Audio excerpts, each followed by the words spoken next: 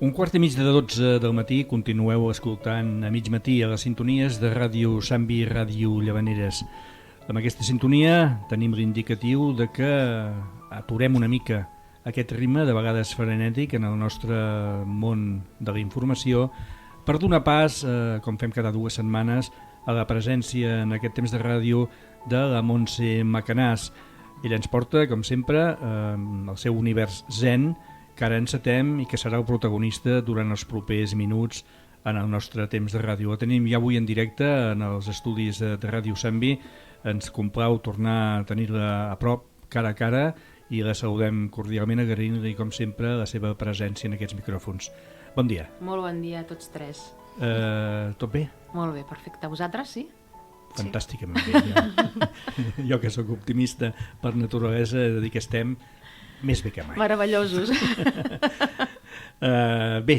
Com sempre, ella ens tria un tema que serà el protagonista durant els propers minuts i que avui, important, penso jo, el sentit de la vista.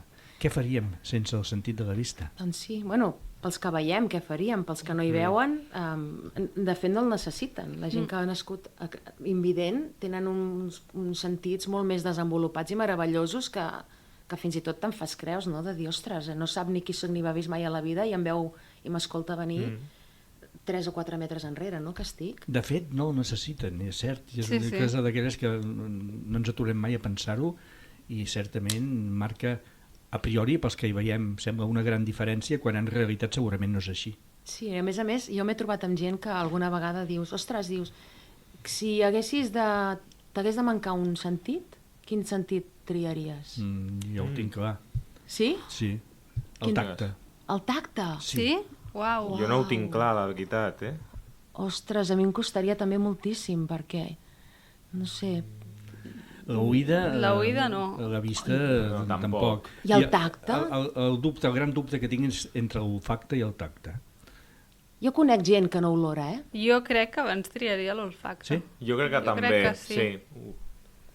Ara... No ho sé, també. Sí. Perquè més tendeixo a ser una persona que noto les olors moltíssim i quan són bones les noto molt, però quan són dolentes les noto encara més, quan no m'agrada i notaria molt la diferència, però jo crec que tiraria per aquí. Ens estem posant ara en un jardí que serà, penso, un dia bo de tractar tractar-los tots en conjunt o anar-nos centrant. Exacte. Avui comencem amb la vista i no, potser començar amb tots els altres, no? Sí.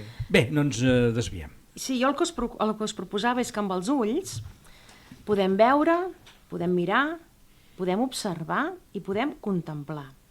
Totes són accions semblants, però molt diferents, donat que depenen de la consciència que posem en cadascuna d'elles. Per veure no cal fer cap esforç, més que obrir els ulls i percebre tot allò que la vista rep. Podríem dir que és una acció més o menys involuntària, no controlable. Només si tenim el sentit de la vista serem capaços de veure. Mirar, però, sí requereix la intenció de voler veure. És una acció voluntària, miro la televisió, una pel·lícula, miro algú. Val la pena també posar consciència en aquest sentit i distingir quan estàs mirant i quan només estàs veient, donat que mirar no implica necessàriament que comprenguis el que els ulls veuen. Puc estar mirant una pel·lícula, però no assabentar-me de res. Estic perdut, m'ha perdut. Amb la vista no sap on i en teoria estic mirant la pel·lícula, estic mirant la tele, però en realitat no la miro. Important matís, que a vegades confonem entre el mirar i el veure, quan la diferència que hi ha és extraordinària. És que és abismal, la diferència. Irene, veiem més o mirem més? Tu què opines? És difícil. És difícil, sí. però sí que és veritat que en molts casos... Mira, de fet, avui llegia una noia que segueixo les xarxes socials i que ha estat confinada a casa, a més que té unes patologies que és com de risc, però jove i no ha sortit, i que ahir sortia per primera vegada i ella mateixa es gravava dient uau, tinc la sensació que moltes coses que abans d'aquest confinament em passaven per alt del meu voltant perquè estava amb el mòbil, perquè estava amb la música, pensant en coses, tal, que avui he valorat i no, el poder admirar-les, no veure, sinó ja era admirar de la natura, el carrer, qualsevol cosa, no? que ha estat sense veure tants dies. Aguditzem els sentits quan ens trobem en situacions d'aquestes inesperades. Sobretot en aquest tipus de situacions, i aquí entraríem en els altres dos verbs, en l'observació i la contemplació. Observar és examinar atentament, és a dir, prestem atenció de manera curosa sobre un objecte, sobre una persona, sobre un paisatge. Quan observem, a més de mirar, posem atenció i concentració. A través de l'observació processem la informació que entra al sentit de la vista de manera voluntària, la qual cosa requereix un esforç, és a dir, observar és una habilitat i, per tant, és molt important practicar-la. Per contemplar, cal implicar la presència de tots els sentits, donat que experimentem a través de tots ells allò que observem per tal d'entendre-ho i respectar-ho. Espremem el que percebem per enriquir-nos, al fer-ho des d'una perspectiva molt més àmplia. Al contemplar, afegim al sentit de la vista tots els altres sentits. Som capaços, les persones, de discernir entre cadascun d'aquests conceptes que tu ens acabes d'explicar? Jo penso que sí, un cop ja t'ha arribat la informació del que vol dir cada cosa, llavors és simplement prestar atenció de què estic fet realment, en quin moment estic veient, en quin moment miro, a quin moment observo i a quin moment contemplo. Clar, cadascun d'ell és molt més intens i implica molt més esforç per part de la persona que ho practica, molt més consciència, molt més estar en allà fent aquella acció. I molt més enriquidora alhora. Evidentment. Clar, cadascuna enriqueix molt més a les altres. Jo en aquest punt, si no voleu comentar res? Digues. Jo en aquest punt m'agradaria convidar-vos a contemplar cada dia una estona. La contemplació ve a ser una mena de meditació. La pràctica contemplativa diària ens porta a cercar dins nostre la quietud i la calma. Quan sóc capaç d'estar en el moment present, prenent consciència del meu cos i connectant amb la meva respiració, puc aconseguir, ni que sigui per uns instants, que la meva ment s'aturi. Mentre estic en aquest estat, no hi ha res més que jo, immers en el meu entorn, formant part del tot. La contemplació expressa l'atenció curosa que algú presta a alguna cosa. Jo vaig buscar, mireu, què és contemplació, perquè jo practico la contemplació, però mai m'havia aturat a mirar, a dir, no? I vaig buscar-ho per internet, i parlava de l'estètica o artística, de la religiosa, de l'espiritual, totes elles molt interessants, no? Però a mi el que m'agradaria és centrar-me en la primera, no? En l'estètica o artística, perquè més enllà de entrar ja en religions i coses molt més denses i molt més interiors, jo no crec que ara mateix no val la pena, no? Però centrant-nos en la primera, en la qual contemplem una realitat pel valor estètic o artístic, per exemple, una posta de sol, no? Una obra d'art, una pintura, un museu. És allò que a vegades a mi m'ha costat entendre quan, després de que han passat ja uns quants minuts, me n'he adonat que he dedicat una llarga estona que mai m'hagués imaginat a contemplar, per exemple, una posta de sol en un lloc que, a més, l'entorn t'hi acompanya moltíssim. Mai m'hagués imaginat que pogués estar tanta estona sense adonar-me'n que el temps passava. Allà absurd, no? Totalment. I el que és interessant és quan fem això, és un cop jo estic entenent que estic entrant com en una mena de contemplació, és a dir, més enllà de només mirar o veure, observar com m'arriba, com l'entorn m'està enriquint. Pràcticament és sentir. Exacte. Allà exprema al màxim, treure al màxim no d'informació de tot el que arriba, no? L'oïda, l'olfacte, fins i tot si obro la boca i puc no provar l'aire, no? L'aire que m'arriba, sobretot una posta de sol que estàs al mar i sents la sal a la boca i tot i que no hi ets ni l'estàs tocant, no? Avui en dia, Montse, ho deia abans Alfons al principi, portem un nivell de vida molt frenètic, ens arriba informació constantment, ja sigui a través de les xarxes socials o a través dels mitjans, i potser és cada vegada més difícil, no?, tenir temps per nosaltres mateixos i dedicar-nos a això, a contemplar o a simplement pensar en el moment present, no? Sí, però mira que et diré que per contemplar, igual que per quan es diu per meditar o per relaxar-te, tampoc cal que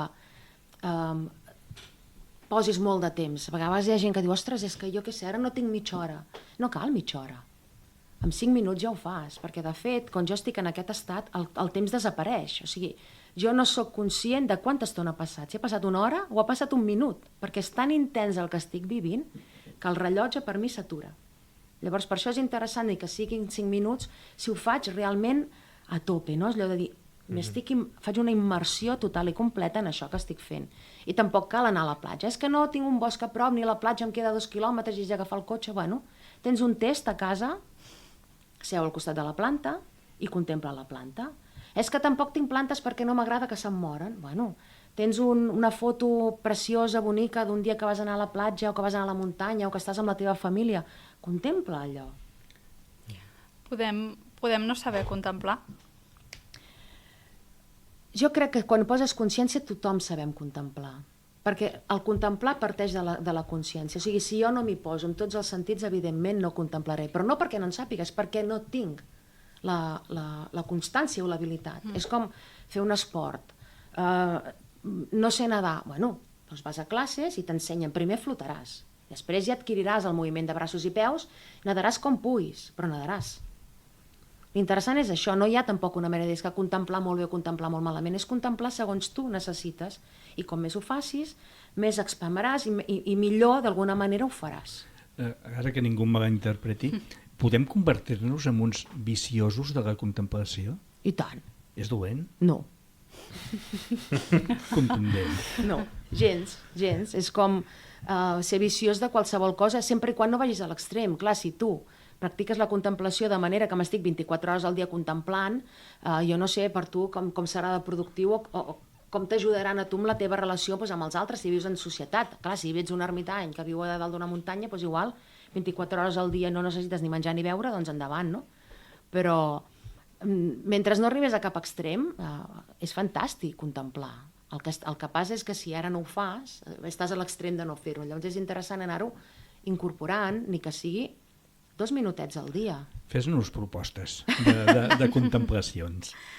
Mireu, aquestes són unes propostes, a part de les que us he dit abans de mirar un test o mirar una fotografia, aquestes són una mica més intenses, sí? Impliquen voler fer-ho. Us proposo, per exemple, contemplar la vostra vida. Precisament perquè és vostra, el valor estètic o artístic que té és immens. Nosaltres fem possible que aquest valor es manifesti amb la nostra actitud, amb els pensaments, emocions, sentiments. Nosaltres creem la nostra vida fent-la meravellosa i única. I per una altra banda, també us proposo que us podeu contemplar vosaltres mateixos en totes les vessants. Observeu-vos com sou físicament, emocionalment, mentalment o espiritualment. Nosaltres decidim de quina manera enfocar el veure, el mirar, l'observar o el contemplar. Totes elles ja vegeu que són molt útils, però el que ens aportin també dependrà de quan i com les usem en la nostra vida. No es tracta d'estressar-nos en contemplar tot el dia, sinó de ser conscients que hem d'utilitzar cadascuna d'elles. La diferència es troba en la consciència que hi posem. Ens podem emportar moltes decepcions quan fem tot això que tu dius? La decepció és una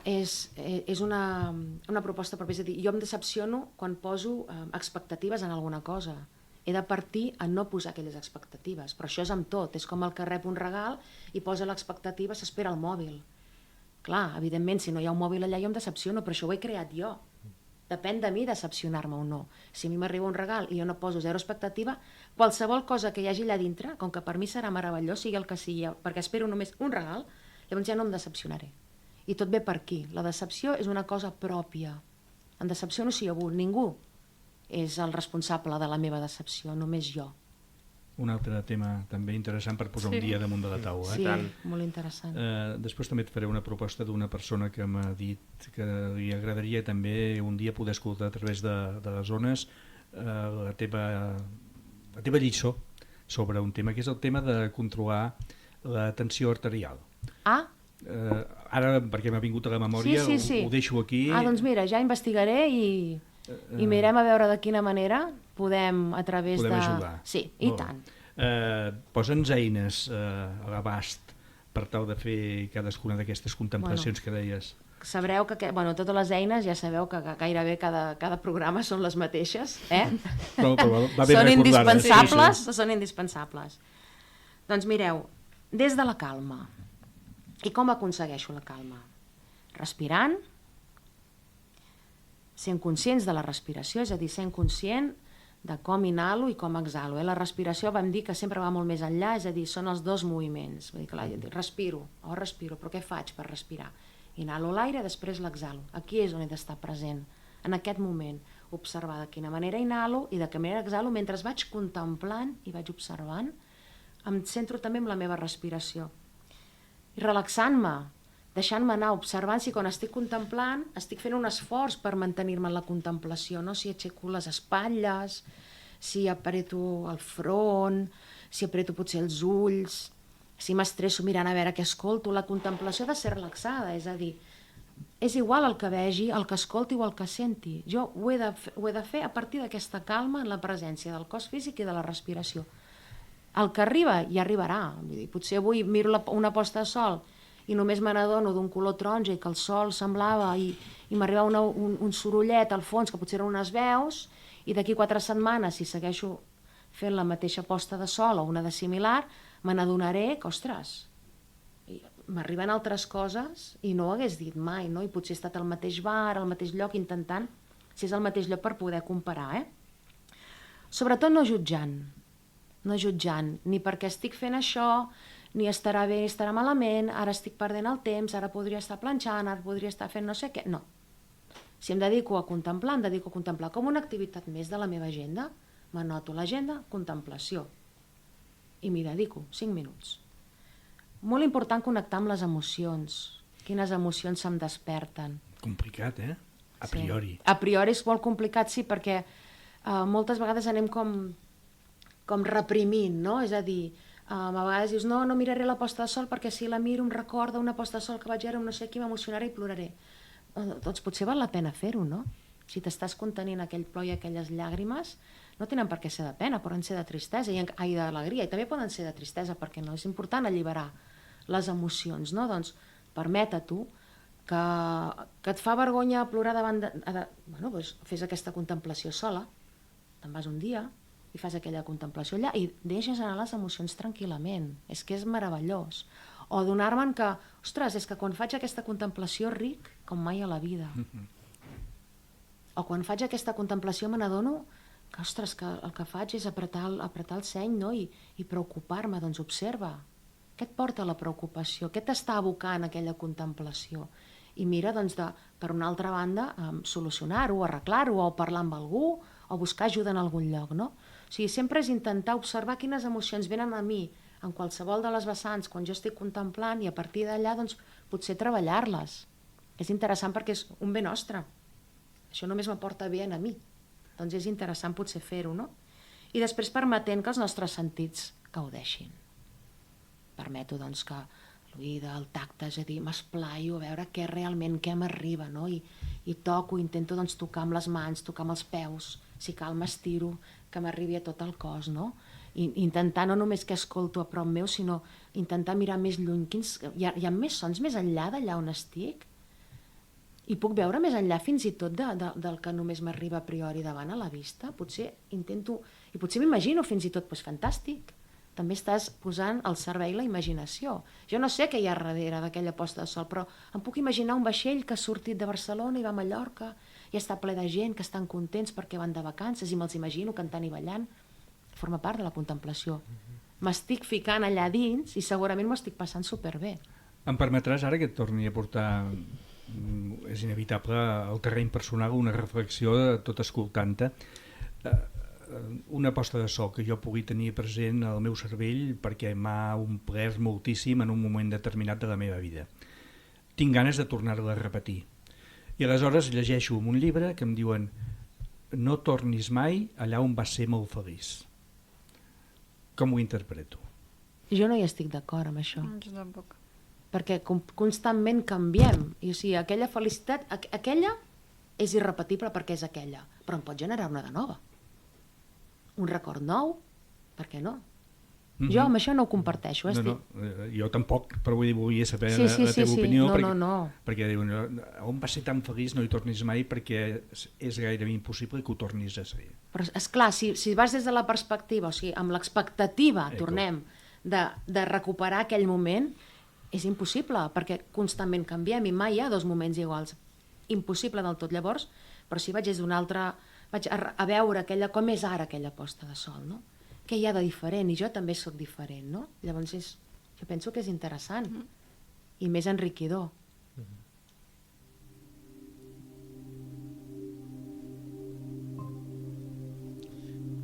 Ara entrem en aquella part de l'espai de la Montse Macanàs en la que cada 15 dies ens posa deures, ens sotmet a un exercici que penso que cada cop més agraïm, tant nosaltres com els que ens escolten, i que consisteix en el que ella ens explica tot seguit. Molt bé. Doncs comencem. Com ja sabeu, tanquem els ulls. Connecto amb la meva inhalació i connecto amb l'exhalació. I observo com estan les meves espatlles. Observo com està el meu cos, si està aixonat, i senzillament l'estiro una mica com si del meu crani sortís un filet transparent i que em connecta amb el sostre i sento com la meva esquena s'estira una miqueta. Sento les espatlles relaxades, el pit més obert, les plantes dels peus ben posades damunt el terra. M'acomodo per deixar anar el meu cos amb una postura que em facilita la respiració. I des d'allà, mentre vaig inhalant i exhalant, convidant a la calma a venir a mi, abraço la calma i la invito a abraçar també tot el meu cos. La invito a entrar dins meu fins l'última cèl·lula del meu cos, des de la punta dels dits dels peus, la punta dels dits de les mans, fins dalt al cap. Permeto que la calma vagi entrant amb cada inhalació i amb cada exhalació m'allibero d'allò que no necessito, que no em cal. M'allibero de les tensions, de les pors, dels dolors, dels maldecaps. Ho allibero amb l'exhalació i convido l'univers a que ho converteixi en amor. I des d'aquí, des d'aquesta calma, aquesta tranquil·litat, mentre aneu respirant i deixant que el vostre cos es vagi deixant anar cada cop més, us convido a veure un paisatge bucòlic per vosaltres, únic. Aquell paisatge que aquell dia vau ser tan feliços. Potser a la posta de sol, pot ser un llac, o potser simplement en una festa, bufant un pastís d'aniversari. Us convido a anar en aquell instant. Què veieu? Què escolteu? Què oloreu? Què tasteu? I què toqueu? I quines emocions es desperten? Permeteu-les que tornin des d'aquell moment fins ara. Sentiu-les ara com si estiguéssiu revivint aquell moment. Viatgeu en el temps i connecteu amb aquelles emocions. Siguis quines siguin, abraceu-les, perquè us van aportar un moment de felicitat. I quedeu-vos amb elles, sentiu-les dins del vostre cor, sabent que és possible tornar-les a retrobar sempre que vulguem, en moments difícils, d'incertesa, de por, de tristesa. Tanco els ulls, connecto amb la meva respiració i amb la presència del meu cos i simplement viatjo en aquell moment per recuperar aquelles emocions i d'alguna manera sanar-me d'aquest moment. Bé, hem d'estroncar aquests moments extraordinaris. Mai m'hagués imaginat que fent un programa de ràdio hagués aconseguit estar 4 minuts amb els ulls tancats i gaudint d'aquesta pau immensa que ens transmet en el seu univers zen la Montse Macanàs. Per acabar, recordem a tota la gent que ens escolta on pot trobar. Doncs ja sabeu, em podeu seguir per Instagram, a Montse Macanàs Terapeuta. Hi ha unes petites meditacions cada dia que podeu fer, res, són 10 minutets. O em truqueu per telèfon si us interessa doncs, una consulta més llarga, qualsevol cosa que us amoïni. El 639 74 6460 i molt amablement us donaré hora i us acompanyaré en el que faci falta. Molt bé, doncs si no hi ha res de nou, el 4 de juny, que és dijous també, i a aquesta mateixa hora, aproximadament al voltant d'un 11:15, tornarem a gaudir dels savis consells de la Montse Macanàs i endinsar-nos en aquest univers zen que ella ens porta. Gràcies per estar aquí. Gràcies a vosaltres. Que tinguis un bon dia.